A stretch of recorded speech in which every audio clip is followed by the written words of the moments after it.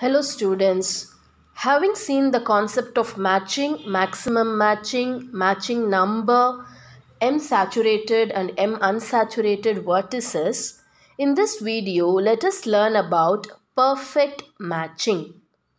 If every vertex of G is M saturated, then the matching M is said to be a perfect matching. We shall learn this with the help of the same example. In this graph, now if we consider the matching M3, we could see that M3 saturates all the vertices of G. So this is the vertex set of G, which is V1, V2, V3, V4, V5 and V6. Now we shall consider this M3, which is a matching. Now in this M3, if we see that the edge E1 is incident with the vertices V1 and V2. The edge E3 is incident with the vertices V3 and V4. And the edge E5. So this E5 is incident with the vertices V5 and V6. So therefore, we can see that M3 saturates all the vertices of the vertex set, or we can also say that the vertices V1, V2, V3, V4, V5 and V6 are M3 saturated. In that case, this matching M3 is said to be a perfect matching.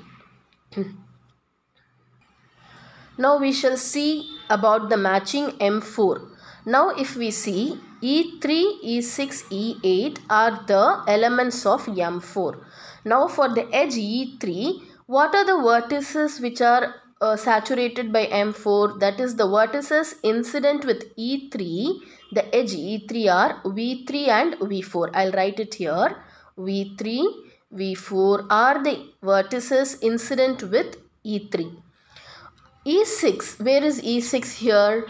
E6 is here and the vertices incident with the edge E6 is V1 and V6. So it is V1 and V6. And what are the vertices incident with E8? The edge E8 is here. The vertices incident with E8 are V2 and V5. So let us write that here. So V2 and V5.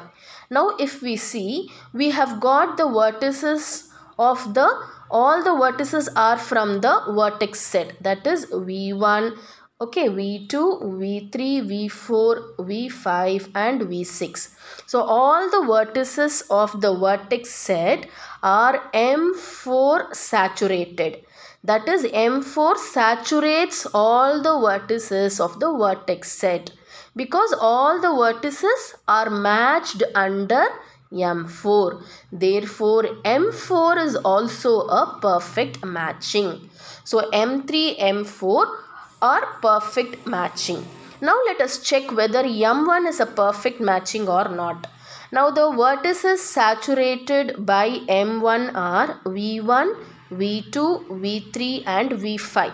But V4 and V6 are M1 unsaturated. So all the vertices are not saturated by the matching M1. Therefore, M1 is not a perfect matching. So it is not a perfect matching. And so therefore, M3 and M4 are perfect matching, whereas M1 is not a perfect matching. Let us check whether M2 is a perfect matching or not.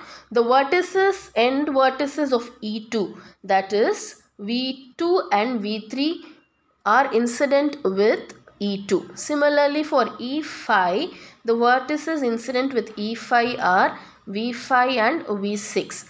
So V2, V3, V5 and V6 are M2 saturated, but we don't have V1 and V4 here.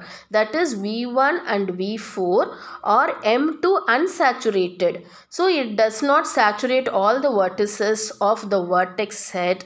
Therefore M2 is not a perfect matching. So we shall check for M phi.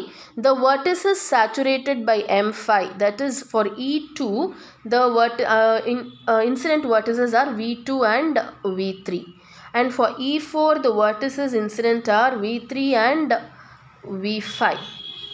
And but M phi is already, it's not at all a matching. We have found that it is not a matching, therefore it cannot be a perfect matching also. Because M phi is not a matching, the reason is E4 and E2 are adjacent to one another. The edge E2 is adjacent to E4, therefore M phi is not a matching itself, then it can definitely be not a perfect matching also. We can also note that every perfect matching is a maximum matching. So if we find a matching to be perfect, then definitely it will be a maximum matching also. So therefore, if every vertex of G is M saturated, then the matching M is said to be a perfect matching.